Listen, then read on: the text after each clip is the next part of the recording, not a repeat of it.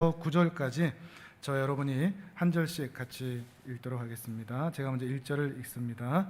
여호와께서 아브라함에게 이르시되 너는 너의 고향과 친척과 아버지의 집을 떠나 내가 네게 보여줄 땅으로 가라. 내가 너로 큰 민족을 이루고 네게 복을 주어 내 이름을 창대하게 하리니 너는 복이 될지라. 너를 축복하는 자에게는 내가 복을 내리고 너를 저주하는 자에게는 내가 저주하리니 땅의 모든 족속이 너로 말미암아 복을 얻을 것이라 하신지라. 아브라함이 여호와의 말씀을 따라갔고 롯도 그와 함께 갔으며 아브라함이 하란을 떠날 때 75세였더라. 아브라함이 그의 아내 사레와 조카 롯과 하란에서 모은 모든 소유와 얻은 사람들을 이끌고 가나안 땅으로 가려고 떠나서 마침내 가나안 땅에 들어갔더라. 그 땅을 지나 세겜 땅 모래 상수리 나무에 이르니 그때 가나안 사람이 그 땅에 거주하였더라. 여호와께서 아브라함에게 나타나 이르시되 내가 이 땅을 내 자손에게 주리라 하신지라. 자기에게 나타나신 여호와께 그가 그곳에서 제단을 쌓고 거기서 베델 동쪽 산으로 옮겨 장막을 치니 서쪽은 베델이요 동쪽은 아이라. 그가 그곳에서 여호와께 제단을 쌓고 여호와의 이름을 부르더니 함께 있습니다. 점점 남방으로 옮겨갔더라. 아멘. 한 가지 더 좀 소식을 말씀드리면 지금 학생들 위주로 중학교, 고등학교 위주로 확진자들이 조금 생겨나오고 있습니다. 좀 많이 긴장을 해야 되지 않을까 싶은데 백신 사각지대라고 할 수 있는데 또 우리 자녀들 학교에서도 그런 일들이 있어서 좀 염려가 됩니다. 우리 자녀들 위해서 여러분 많이 특히 중학생, 고등학생들 위해서 많이 기도해 주시면 감사하겠습니다. 아브라함이 하나님께 부르심을 받았습니다.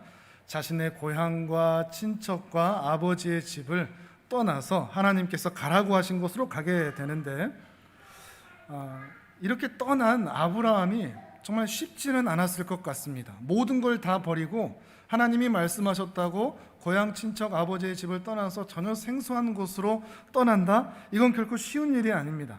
왜냐하면 일단 갔는데 아무것도 안 일어나면 어떻게 합니까? 맹탕이고 헛탕이면 어떻게 하죠? 그 인생의 낭비가 있을 수 있는 것이죠.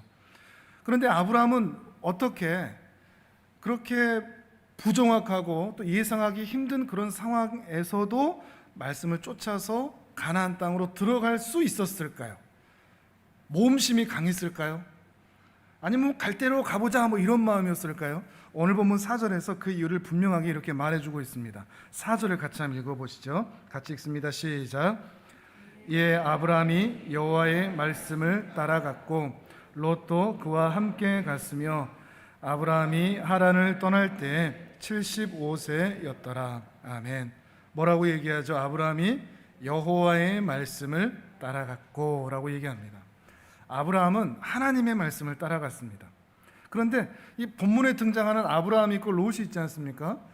같이 등장을 하는데 하나로 묶어서 아브라함과 롯이 말씀을 따라갔다 하면 되는데 조금 의도적인 표현인지 아브라함과 롯을 좀 분리하고 있습니다. 아브라함은 말씀을 따라갔는데 롯은 그를 따라갔다 그럽니다. 사람을 따라갔다는 거죠. 이 상황에서 우리는 중요한 신앙의 원칙을 생각해 볼 수가 있습니다. 신앙생활은 말씀을 따라가는 겁니다. 교회 나와 예배를 드리는 것은 말씀을 쫓아서 나오는 것이지 사람 따라 나오는 게 아닙니다. 재미를 가지기 위해서 나오는 것도 아닙니다. 어떤 유익을 얻기 위해서 나오는 것도 아닙니다.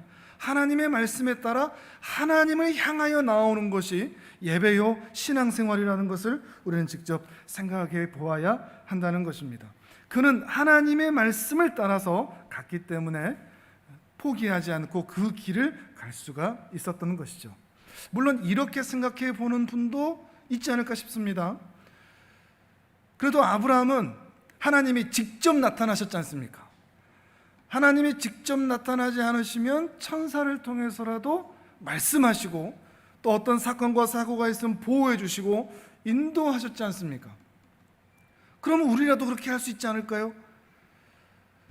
우리는 성경을 통해서 간접 경험만 할 뿐인데 아브라함은 직접 하나님을 뵙고 그의 말씀을 따랐으니 할 수 있는 것 아닐까요? 만약 우리한테도 하나님이 직접 나타나셔서 말씀하시고 이리 가라 저리 가라 이렇게 해라 저렇게 하라 라고 한다면 우리도 신앙생활 잘할 수 있을 텐데, 그러니 나에게도 하나님이 나타나 주시고 나에게도 하나님이 말씀해 주시고 나에게도 이리 가라 저리 가라 가르쳐 주시면 좋겠다.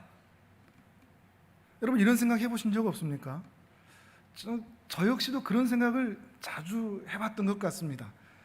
기도를 하면 응답으로 왼쪽인지 오른쪽인지, 이리 가야 되는지 저리 가야 되는지, 이 일을 해야 되는지 저 일을 해야 되는지 늘 보여주시면 좋겠는데, 아브라함에게는 잘 보여주신 것 같은데 어째 우리들이 기도할 때는 별로 그런 답을 보여주신 것 같지가 않다는 말이죠. 아브라함만 택하시고 우리는 아무것도 아닌 것인가, 이런 생각이 드는 거죠. 아브라함만 아니죠. 성경에 보면 모세도 그렇고 엘리야도 그렇고 다윗도 그렇고 신약 성경에는 사도 바울에게도 예수님이 직접 나타나시기도 하고, 만약에 그렇게 하나님께서 그들에게 나타나셔서 그들을 부르시고 인도하시고 그들을 사용하셨던 것처럼 우리에게도 나에게도 그렇게 나타나셔서 말씀하시고 인도하시고 보호하시고 또 우리를 그렇게 크게 사용하시면 좋겠다, 이런 생각을 할 때가 있더라는 것입니다. 그런데 답부터 먼저 말씀을 드리면, 하나님은 절대 그렇게 각 개인에게 나타나셔서 일하는 방법을 사용하지 않으십니다. 이걸 이해하시는 게 중요합니다. 하나님은 각 개인에게 나타나셔서 수많은 인류 전체에게 나타나셔서 말씀하시고 일하시는 방법을 택하지 않으셨습니다. 구약 성경, 신약 성경에 나오는 그 인물들을 통해서 모든 사람을 만나는 방법을 택하셨다는 의미입니다. 우리 각자를 찾아오셔서, 구약의 인물들, 신약의 인물들 잘 보십시오. 그들에게 하나님께 찾아가신 이유는 그들을 부자 만들고 신앙의 영웅으로 만들기 위해서, 그들이 금나와라 뚝딱 해서 도깨비 방망이 들고 찾아와 주세요, 이런 마음으로 하나님께서 찾아가신 적이 한 번도 없습니다.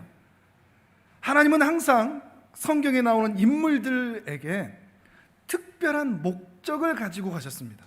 어떤 목적이죠?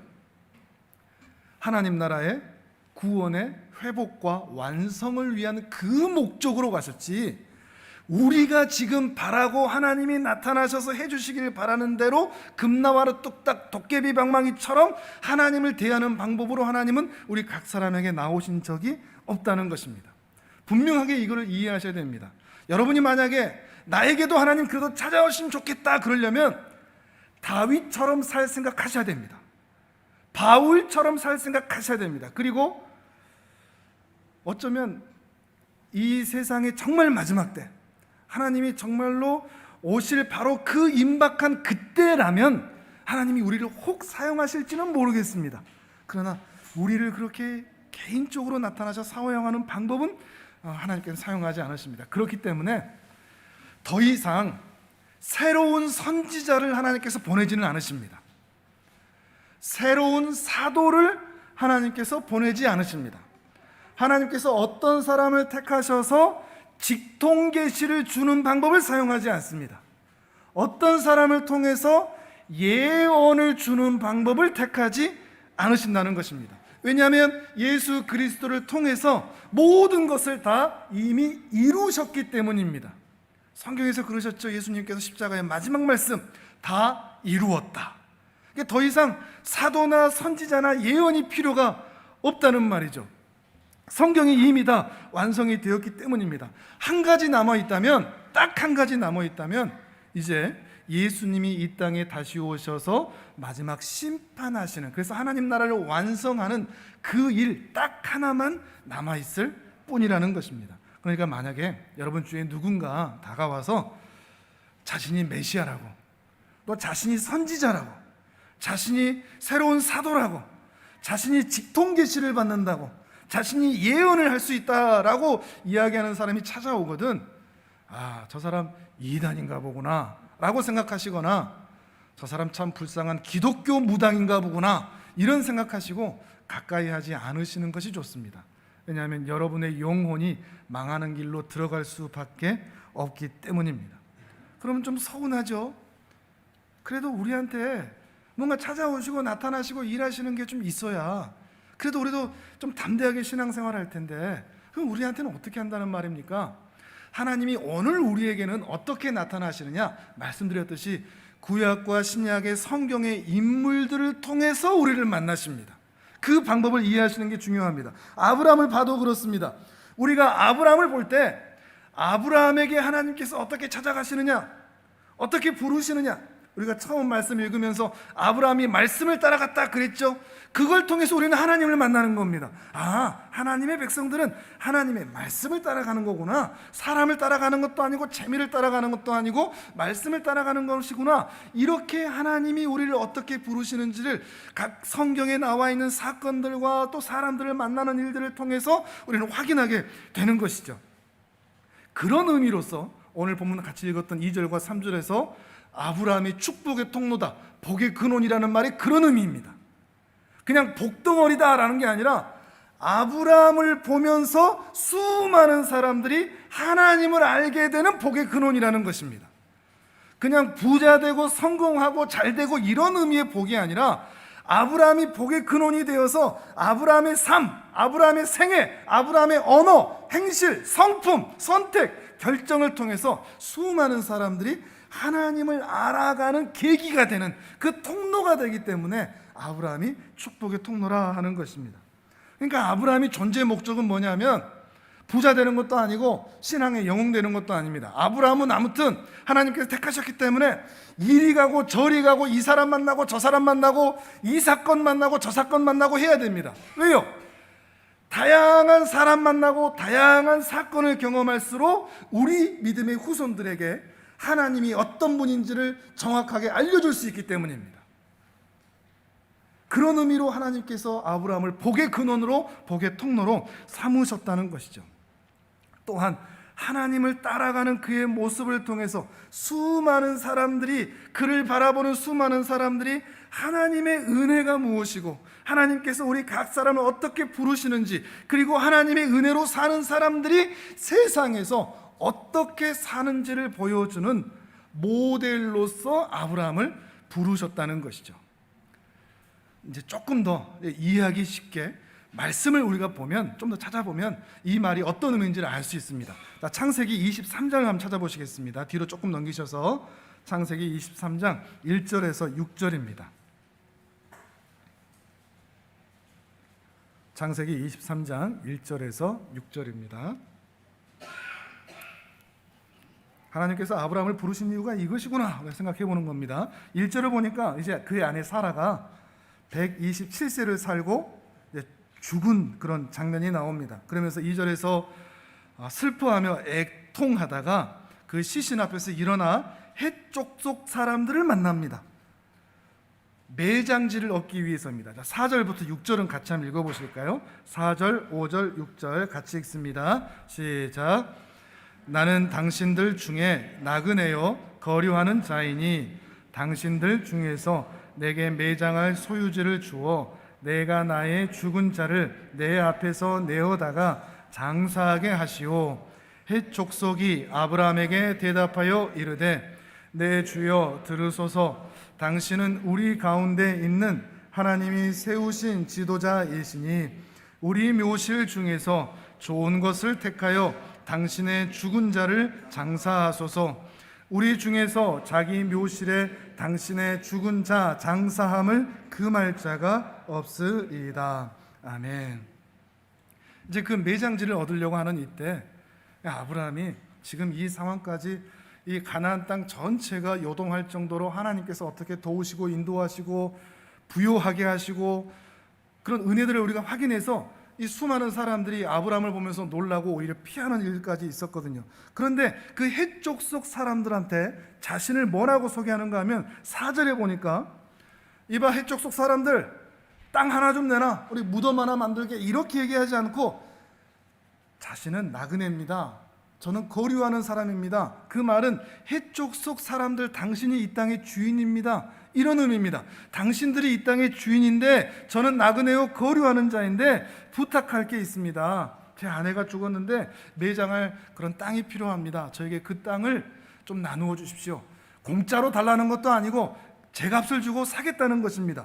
그러니까 갑자기 헷족속 사람이 6절에서 뭐라고 그러죠? 내 주여라고 그러면서 당신은 우리 가운데 있는 하나님이 세우신 지도자입니다 라는 말을 하고 있습니다. 놀라운 말입니다. 헷족속 사람들이 아브라함을 향해서 이렇게 말하고 있는 것이죠. 근데 이렇게 말을 들으면 하나님이 세우신 지도자인 거를 이 사람들이 아는구나, 좀 허리에 힘도 좀 들어가고 목에 좀 힘도 들어가서 그래 나를 아는구나, 그러면 땅 좀 주시오 할 수 있는데 7절 이하에 보면 이 아브라함이 계속해서 몸을 굽힙니다. 겸손하게 자신을 낮춥니다. 그러면서 간곡하게 청을 합니다. 저에게 그 장사할 수 있는 땅을 내어주십시오. 그러니까 헷족속 사람들이 그 뒤에 보면 무상으로 드리겠습니다, 당신이 달라고 그러는데 자 무상으로 드리겠습니다. 그러니까 아브라함은 오히려 제값을 지불하고 그 땅을 자기의 소유로 삼아서 아내를 장사하게 됩니다. 가나안 사람들에게 아브라함은 어떻게 보였을까요? 이 가나안 사람들은 아브라함의 존재와 생애를 통해서 하나님을 알게 된 사람들입니다. 단순히 아브라함의 영향력이나 아브라함이 그동안 쌓아놓은 그런 재산들을 통해서 아브라함을 존중하는 것이 아니라 하나님을 믿고 의지하던 아브라함의 성품과 또 언어와 행실을 통해서, 그리고 이러한 아브라함에게 복을 주시는 하나님에 대해서 이 헷족속 사람들이 바라보게 되었다는 것입니다. 그래서 이 사람들이 아브라함에게 갖는 자세는 존경입니다. 존중이죠. 아브라함은 이 성경에서 자세히 설명하고 있지는 않지만 헷족속 사람들 앞에서, 가나안 족속들 앞에서 존경받을 만한 삶을 살았던 것으로 보입니다. 하나님이 나에게 은혜 주시고 하나님이 나를 책임지시니 내 마음대로 내 하고 싶은 대로 살겠다, 내가 이 땅의 왕이다, 이런 마음으로 산 게 아니라 오히려 그 사람들 앞에 자신을 낮추고 존경받을 만한 삶을 살아왔다는 것을 우리 이 본문에서 확인할 수가 있는 것입니다. 이것이 아브라함의 부르심이라는 것이죠. 자신의 삶을 통해서 주위에서 하나님이 어떤 분인지를 알게 되는 것.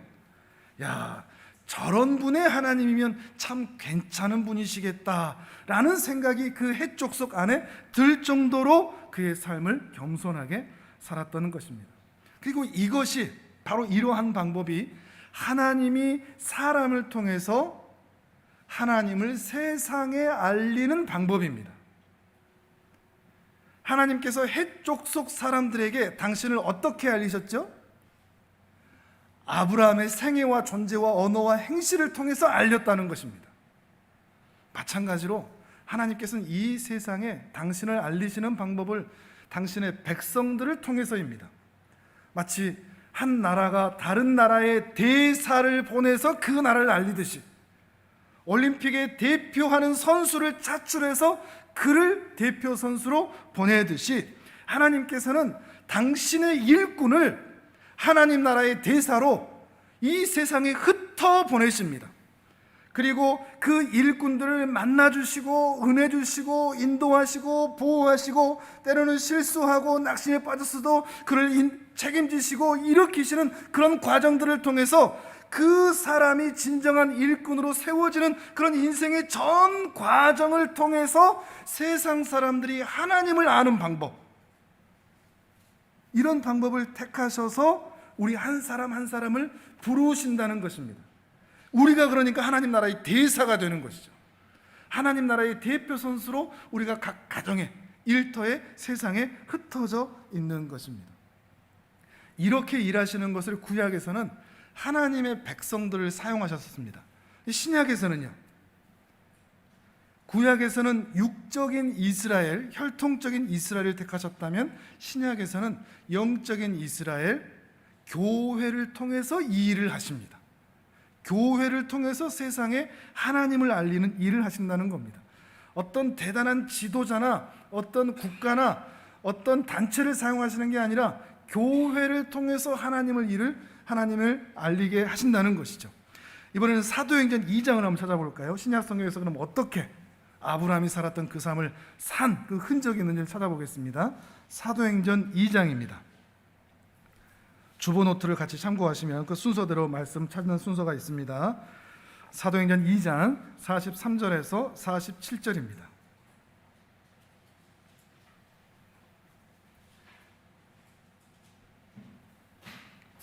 신약성경 190페이지쯤에 있습니다. 사도행전 2장 43절에서 47절입니다.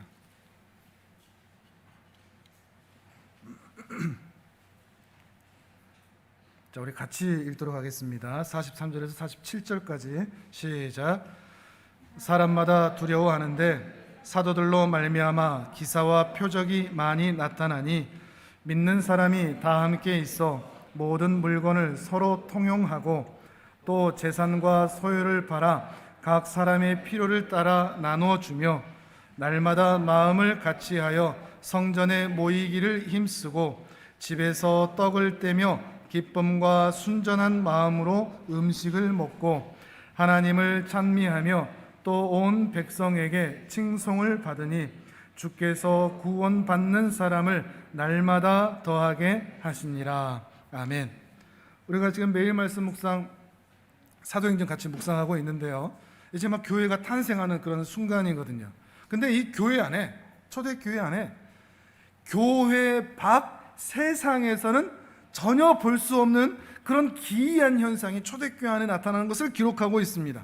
성도들이 자기 재산을 다 갖고 와서 교회에다가 모으는 겁니다. 그리고 이거 내 거다, 저거 누구 거다, 이렇게 소유를 정하지 않고, 욕심을 부리지 않고, 탐욕을 부르지 않고, 소유에 대한 경쟁이 없이 다 함께 사용하는 것입니다. 이들이 하는 일이라고는 같이 모여서 예배하고 기도하고 찬양하고 신령한 일에 더 힘쓰고 그리고 선한 일을 더 많이 하는 일들에 관심을 가질 뿐이죠. 근데 이 본문을 오해해서 그럼 우리도 재산 다 팔고 우리도 재산 다 모아서 공동체 생활을 하자, 이렇게 가버리면 그게 초대교회의 모습은 결코 아닙니다. 이 본문에서 말하고자 하는 의도는 예수 믿는 사람들이 세상 사람들과 얼마나 다른가, 이 차이를 말하고 있습니다. 세상은 어떻게 합니까? 남을 해쳐서라도, 남의 것을 내가 가져서라도 내가 누리고 싶어 하는 것입니다. 내가 가지는 것이 중요합니다. 다른 사람과 함께 쓰는 것, 내 것, 네 거를 나누는 것을 좋아하지, 그래서 내가 더 많이 가지는 것을 좋아하지, 내 것을 내어놓아서 함께 쓰는 것에 대해서는 누구나 기뻐하지 않습니다. 그런데 교회는 그런 모습이 없는 것입니다. 자신의 것을 기꺼이 남을 위해서 내놓았다라는 것을 말하고 싶은 것입니다. 왜 그럴까요? 교회는 하나님으로 충분하기 때문입니다. 돈으로 충분한 인생, 내가 놀고 내가 즐기는 것으로 충분한 인생이 아니라 하나님으로 충분하기 때문에 기꺼이 내어놓을 수 있는 그런 교회의 모습이 있었다는 것이죠. 그리고 이 모습의 결과가 뭐죠? 온 백성들이 교회를 보고 칭송했다라고 말을 하고 있습니다. 칭송했다. 마치 아브라함이 그 헷족속에게 존경을 받았고 존중을 받았다라는 것처럼 교회와 신자가 이렇게 존중받을 만한, 칭송받을 만한 삶을 그들의 일상에서 살았다는 것을 말하고 있는 것입니다. 그러니까 신자들, 초대교회들이 교회 안에서만 그렇게 산 게 아니라 그들의 일상 전체가 욕심 부리지 않고 탐욕하지 않고 나누어 주고 사랑하며 그런 마음으로 예수를 닮은 모습으로 살아낸 그 모습으로 인해서 주위에 있던 모든 사람들이 교회를 칭송했다는 것입니다. 그리고 그 결과로 하나님은 구원받는 사람을 날마다 더하게 하셨다, 이렇게 표현하고 있는 것이죠. 이런 아브라함의 모습과 그리고 초대교회의 모습을 볼 때 우리가 전도를 한다는 의미가 대체 뭐겠습니까? 전도는 뭘까요? 복음의 증인이 된다는 건 뭘까요? 앞으로 조금만 넘기셔서 사도행전 1장 8절을 같이 한번 읽어보시죠. 1장 8절 같이 읽습니다. 시작. 오직 성령이 너희에게 임하시면 너희가 권능을 받고 예루살렘과 온 유대와 사마리아와 땅끝까지 이르러 내 증인이 되리라 하시니라. 아멘. 성령이 임하시고 능력을 받으면 증인이 된다라고 얘기를 하는데, 여러분이 만약에 성령의 능력을 받고 능력을 받으면 어떤 증인이 되시겠습니까? 복음의 증인이 된다는 것은 그 전도자가 된다는 것은 역사에서 많은 사람들이 오해했듯이 십자군 전쟁을 일으켜서 다른 종교를 말살하는 것일까요? 아메리카 대륙으로 넘어가면서 수많은 인디언들을 죽이면서 자신의 나라를 세우는 게 그게 복음일까요? 그게 전도자일까요? 우리는 이 전도한다는 것을 매우 오해합니다. 그래서 전도대라도 세워서 공격적으로 세상을 이 복음의 나라로 만들어야 된다. 어떻게든 전도 축제를 하든지 전도대를 하든지 사람들을 끌고 와서라도 이 좋은 걸 알려줘야 된다라고 생각하는 경향이 있는데, 오늘 본문들을 우리가 생각해보면 전도라는 것은 결코 그런 모습이 아니라는 것입니다. 전도는 신자의 삶입니다. 전도는 신자의 거룩함입니다.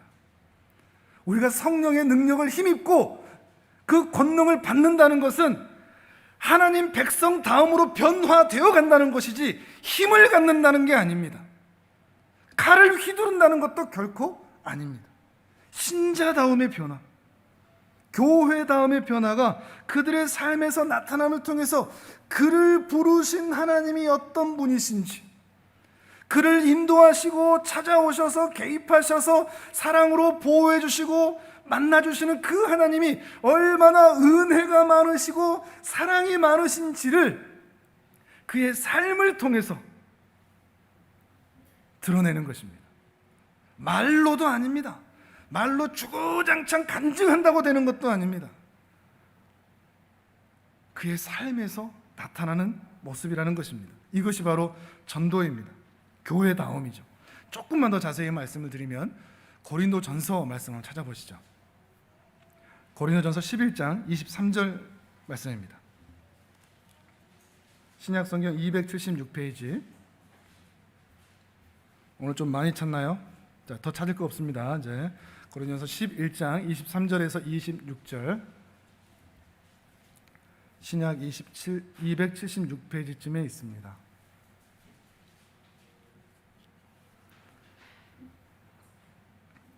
(11장) 23절에서 26절까지 또 같이 읽어보겠습니다. 시작. 내가 너희에게 전한 것은 주께 받은 것이니 곧 주 예수께서 잡히시던 밤에 떡을 가지사 축사하시고 떼어 이르시되 이것은 너희를 위하는 내 몸이니 이것을 행하여 나를 기념하라 하시고, 식후에 또한 그와 같이 잔을 가지시고 이르시되 이 잔은 내 피로 세운 새 언약이니 이것을 행하여 마실 때마다 나를 기념하라 하셨으니 너희가 이 떡을 먹으며 이 잔을 마실 때마다 주의 죽으심을 그가 오실 때까지 전하는 것이니라. 아멘. 이 말씀은 주로 우리가 성찬을 행할 때, 성찬식을 할 때 많이 읽고 묵상하는 그런 말씀입니다. 그런데 성찬식을 위해서만 읽을 말씀은 결코 아닙니다. 예수 그리스도의 은혜를 입어서 신자가 되었다면 십자가의 은혜를 기억하고 주님의 살과 피를 먹고 마시면서 그를 기념하면서 주님이 다시 오시는 그날까지 주님의 은혜를 세상에 전해야 된다, 이런 말씀입니다. 성찬식만 하면 그가 신자다, 이게 아니라 성찬식을 하고 예배를 했으니 그는 신자다가 아니라 그가 정말 성찬식에 참여했다는 것은 그의 마음에 예수 그리스도의 죽으심에 대한 감사와 기쁨과 은혜가 충만하여 세상에 다른 사람들에게 이 예수 그리스도를 전하지 않고서는 견딜 수 없는 마음으로 사는 것, 그게 성찬식에 참여한 신자의 모습이라는 것입니다. 이해하시겠습니까? 신자다움은 성찬식 참여했어가 아니라 그 성찬식에 참여하여 예수 그리스도의 은혜에 푹 잠겨 있는가? 그래서 이 예수를 전하지 않을 수가 없는가? 이게 신자됨의 모습이라는 것입니다. 조금만 더 자세히 말씀을 드리면, 종교개혁 이후로, 지금 또 500여 년 전이죠. 종교개혁 이후로 참 교회가 뭐냐? 참된 교회가 뭐냐? 무조건 십자가만 달려있다고 다 교회냐? 아니다. 참 교회가 있다. 그래서 참된 교회의 표지로 3가지를 말했습니다. 말씀 노트 안에도 기록되어 있습니다. 첫 번째는 뭔가 하면 말씀의 올바른 전파입니다. 말씀이 성경 그대로 전파되고 있느냐, 사람의 생각이 섞이지 않고 하나님의 말씀이 성경 그대로 설교되고 있느냐, 재미있냐 없냐, 잘하냐 못하냐, 감동을 주냐 안 주냐, 사람이 많이 모이냐, 얼마나 유명하냐, 이런 게 아닙니다. 하나님의 말씀이 담백하게 그대로 증거되고 선포되고 있어서 하나님이 어떤 분인지를 설교 시간마다 깨닫느냐, 그리고 그 말씀이 예배를 드렸다 설교를 들었다로 끝나지 않고 그 말씀을 들은 성도의 삶을 변화시키느냐, 그래서 변화가 되느냐, 이게 참된 교회의 표지입니다. 참된 교회는 하나님의 말씀이 성경 그대로 전파될 뿐만 아니라 그 말씀을 듣고서 변화되어가는 성도의 모습이 나타난다는 것입니다. 그래야만 참된 교회라는 것입니다. 근데 말씀만 있는 게 아닙니다. 두 번째가 있습니다. 성례의 정당한 집행입니다. 성례입니다. 우리가 고린도서 말씀도 읽었는데 성례라고 하는 것은 한자 그대로 거룩한 예식이라는 뜻입니다. 성례에는 두 가지가 있습니다. 세례와 성찬입니다.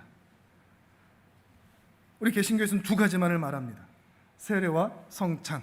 그런데 그 교회에서 세례식이 있냐 성찬식이 있냐 이것만으로 참 교회라고 말하는 게 아니라, 세례는 누구한테 주죠? 교회 밖에 있다가 하나님을 알지 못하는 사람이 교회 안에 들어와 하나님을 아는 인생으로의 변화가 있는 것을 말합니다.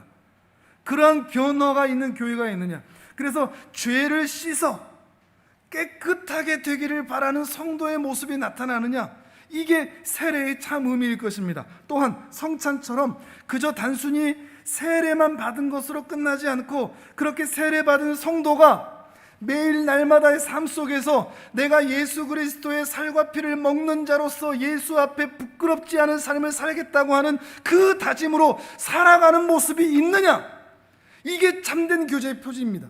성례의 정당한 집행인 것이죠. 그러니까 그냥 세례식이 있으면 되고 성찬식이 있으면 된다는 것이 아니라, 그런 믿음의 변화, 하나님 안으로의 변화, 그리고 예수 그리스도 안에서 그분을 사랑하는 마음으로 그분 앞에 부끄럽지 않은 삶을 살고자 하는 그런 아름다운 주님을 사랑하는 마음이 있는지, 이것이 바로 참된 교회의 표지라는 것입니다. 한 가지가 더 있습니다. 세 번째입니다. 이것은 권징의 성실한 시행입니다.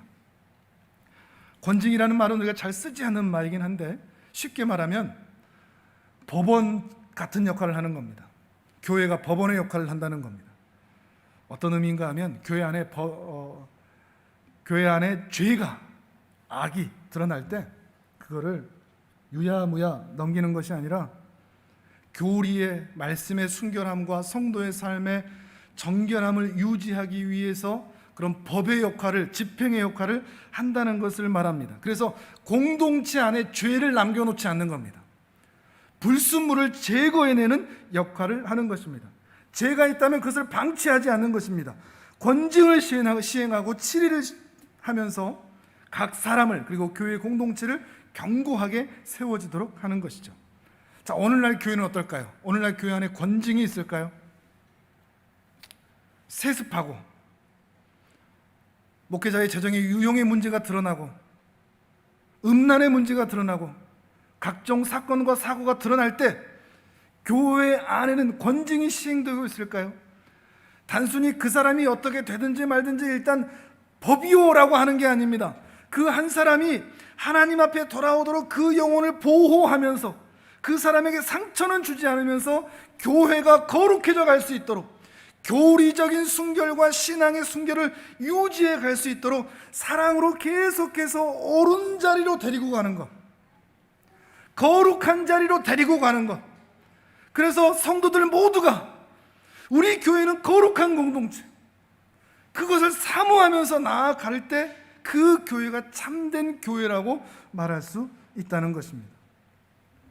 적어도 이 교회다움과 신자다움의 세 가지 이 표지, 이것만 교회와 성도가 마음에 새기고 우리가 살아가는 교회 공동체의 원리, 그리고 우리 신자 개인의 삶의 원리로 삼을 수만 있다면 교회는, 신자는 세상의 증인이 될 수 있습니다. 그때 우리는 전도할 수 있습니다. 전도는 그때 하는 겁니다.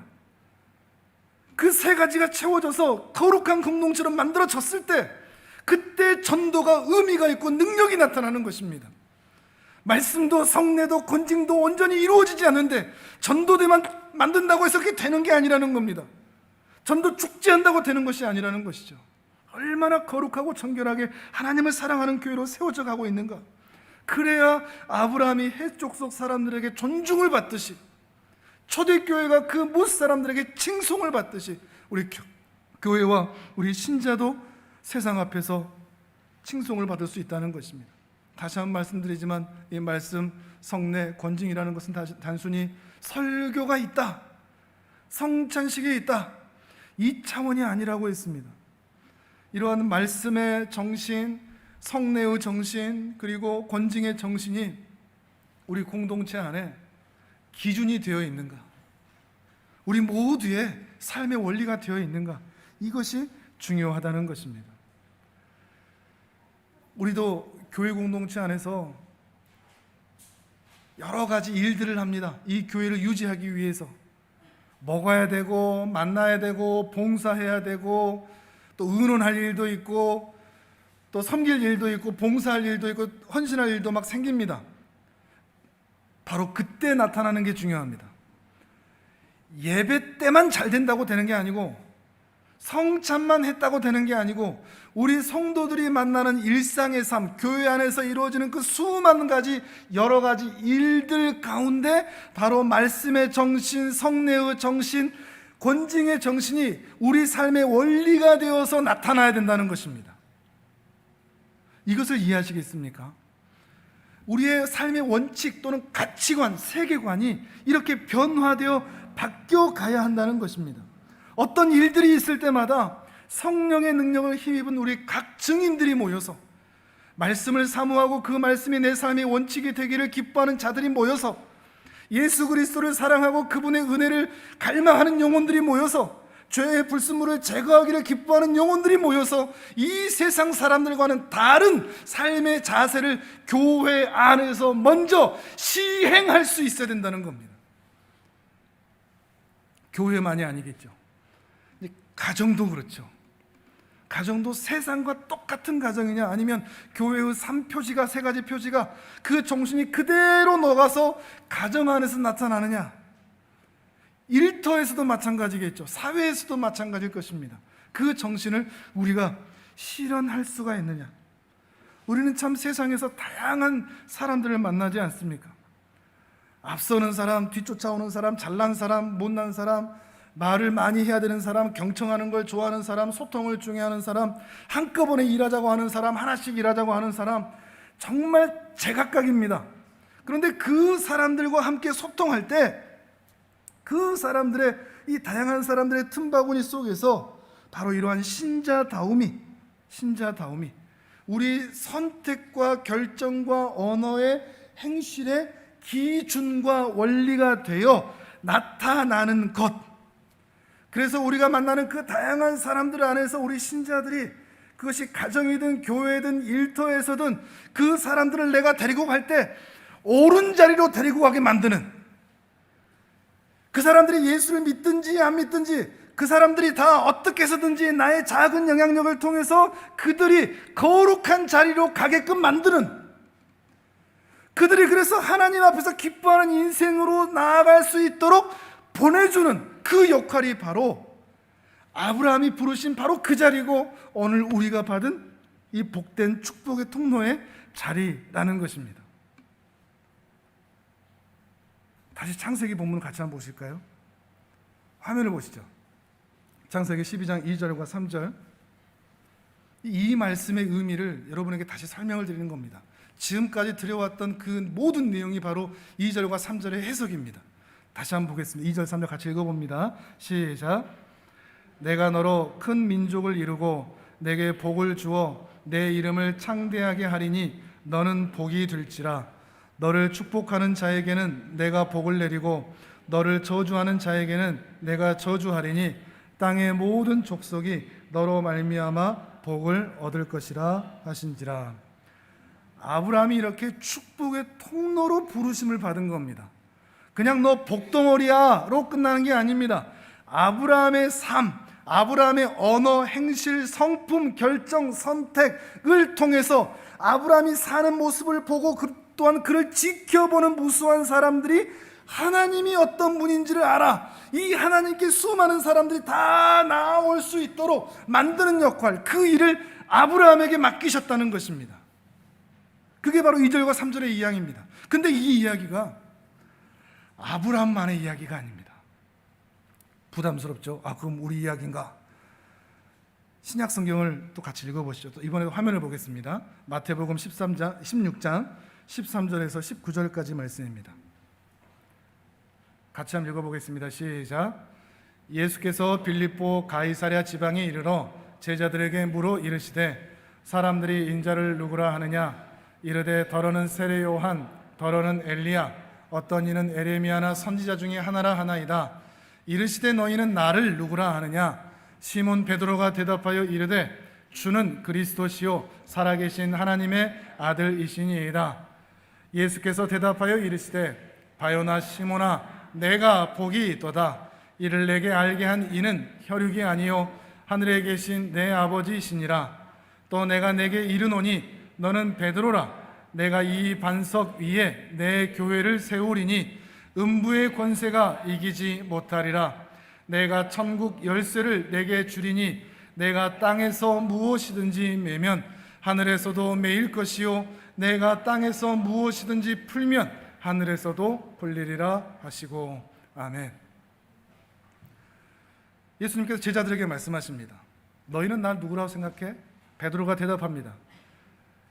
다른 제자들을 대표해서 하는 말입니다. 베드로가 이야기합니다. 주는 그리스도십니다. 살아계신 하나님의 아들이십니다. 예수님은 그 말씀을 너무나 기뻐하셨습니다. 왜냐하면 바로 그 일을 하기 위해서 지금까지 계속 제자들과 다니셨기 때문입니다.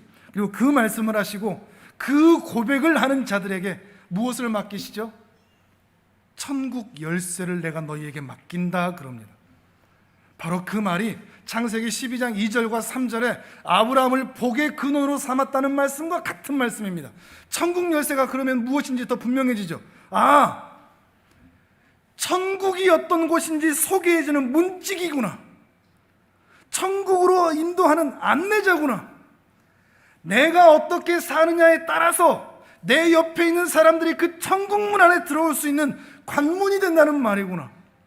내가 세상 앞에서 그 언어, 행실과 성품과 삶의 모습을 통해서 어떻게 사느냐에 따라서 내 옆에 있는 사람들이 하나님 안으로 들어오게 될지, 그 천국문 안으로 들어오게 될지, 아니면 나도 못 들어가고 나를 따라오는 사람도 못 들어가게 하는 일도 만들지, 나의 삶을 통해서 그것이 나타난다는 것이구나. 바로 이 말씀이라는 것입니다. 아브라함에게 주어졌던 그 일이 지금 오늘 우리 모두에게 주어진 우리의 부르심인 것입니다. 그래서 우리를 하나님께서는 여러분이 있는 그 자리에 여러분을 심겨놓으신 겁니다. 믿지 않는 가정, 믿지 않는 동료들, 친구들 있는 이유가 바로 그것입니다. 우리의 언어 행실을 통해서 우리의 삶에서 나타나는 만나는 무수한 사건들과 사고를 통해서 우리의 삶의 자세와 모습을 통해서 우리를 바라보고 있는 무수한 사람들에게 표지가 되는, 천국문 입구가 되는 그런 삶을 살도록 우리를 부르셨다는 것입니다. 신자로 사는 거 쉬운 거 아닙니다. 그냥 천국만 가면 된다라고 성경은 끝맺지가 않습니다. 천국 갑니다. 예수님이 우리 죄를 위해서 구원해 주셨고 그거 믿으면 천국 갑니다 라고 가르치는 게 구원파입니다. 근데 구원파는 거기서 끝나서 문제인 것입니다. 그 뒤에 우리에게 맡겨진 부르심, 증인의 삶, 제자의 삶에 대해서 구원파는 가르치지를 않습니다. 그러나 성경은 바로 그 부분까지 이야기하는 것입니다. 아브라함을 그렇게 부르셨고 오늘 우리도 그렇게 부르셨다는 것입니다. 우리도 어떻게 하면 될까요? 어떻게 하면 아브라함이 그 해족 속 사람들에게 존경을 받았듯이 우리의 삶도 그리고 우리 교회도 그렇게 존경을 받을 수 있을까요? 어떻게 하면 초대교회처럼 뭇 백성들이 칭송하듯이 칭송받는 교회가 될 수 있을까요? 중간에 말씀드렸던 교회의 세 가지 표지, 그걸 우리 우리 인생의 원리로 만드셨으면 좋겠습니다. 말씀의 온전한 선포, 하나님의 말씀이 이제 내 인생의 원리가 되셔야 됩니다. 나는 말씀대로 산다. 세상 사람들 다 그렇게 살아도 나는 말씀대로 산다. 매일 세례를 받듯이, 매일 하나님으로 인하여 내 영혼이 씻김을 받듯이, 매일 성찬을 받듯이, 매일 예수 그리스도의 살과 피를 먹는 자로서 예수 그리스도 앞에서 부끄럽지 않도록, 우리가 비록 코로나로 인해서 성찬을 진행할 수 없지만 날마다 내가 살아가는 자리에서 내가 성찬을 받고 있는 것처럼, 예수 그리스도의 살을 먹고 있고 예수 그리스도의 피를 마시고 있는 존재처럼 저 세상에 나아가서 가정에서, 일터에서, 세상에서 그렇게 살아간다는 것입니다. 또한 매일 나 자신에게 권징을 시행하는 것처럼, 다른 사람에게 하는 게 아니라 나 자신에게 권징을 시행하는 것처럼, 내 안에 나만 아는 이 죄, 나는 그 모양 한 가지라도 내가 남겨놓지 않겠다. 내게서 이 죄의 불순물들이 제거되도록 날마다 나 자신을 권징을 시행하며 거룩한 삶을 살아가고자 하는 그 모습, 이런 세 가지 모습이 우리 사랑하는 모든 성도들에게 나타날 수 있기를 바랍니다. 요즘처럼 교회가, 신자가 이렇게 욕을 먹는 시대도 참 드물 것 같습니다. 그런데 여러분은 그렇게 세상 사람들이 욕할 때 욕하지 마십시오. 같이 비난하지 마십시오. 여러분이 비난한다고 그 옆에 듣는 사람들이 여러분을 박수 쳐주지 않습니다. 여러분이 박수 받는 방법은 바로 그렇게 욕할 때 교회다움이 무엇인지를 삶으로 보여주시는 일을 해야 됩니다. 말로 하는 게 아니란 말이죠. 여러분의 일상에서 말입니다. 우리가 살아야 할 삶이 있습니다. 오늘 말씀 참 부담스럽습니다.